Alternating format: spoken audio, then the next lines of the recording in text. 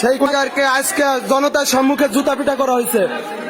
যে কুলাঙ্গার সকলের প্রাণের স্পন্দন আল্লামা মামুনুল হক আজিজুল হক সাহেবের ছেলেকে নিয়ে বাজে মন্তব্য করেছিল, সেই কুলাঙ্গারকে আজকে জনসম্মুখে জুতা পিটা করা হয়েছে এবং জুতার মালা গলায় দিয়ে ঘুরানো হয়েছে।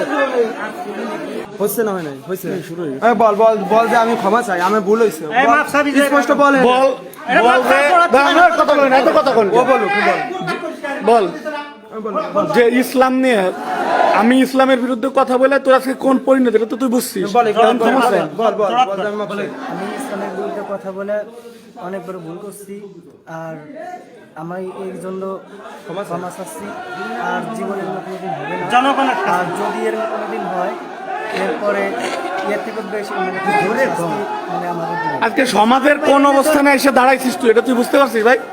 হ্যাঁ, আজকে ইসলামের বিরুদ্ধে একটা কথা বলে তোর তো কারো শত্রু না, তুই আমার খুব কাছের ভাই, তা ফারুক ভাই খুব কাছের ভাই, সবার খুব কাছের ভাই, কিন্তু আজকে সারা দেশের লোক তোরা মারার জন্য উঠে চলেছে, তুই এটা খেয়াল করছিস?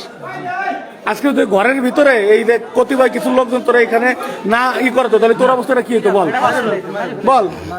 এই শাটারই তো ভাঙ্গে ফেলে। এখন সর্বশেষ কথা কি, তুই মামুনুল হক সাহেব এবং আমাদের মুরব্বী দলা হুজুর সাহেব যে অনুষ্ঠানটা মানে যে মাহফিল হয়েছিল, যে বেজ্জতিমূলক কথাবার্তা হয়েছে, এটা তুই বলছিস, এর এখন তোর অনুতপ্তটা কি সেটা বল। আমি সবার কাছে ক্ষমা চাই, আর এর ভুল আর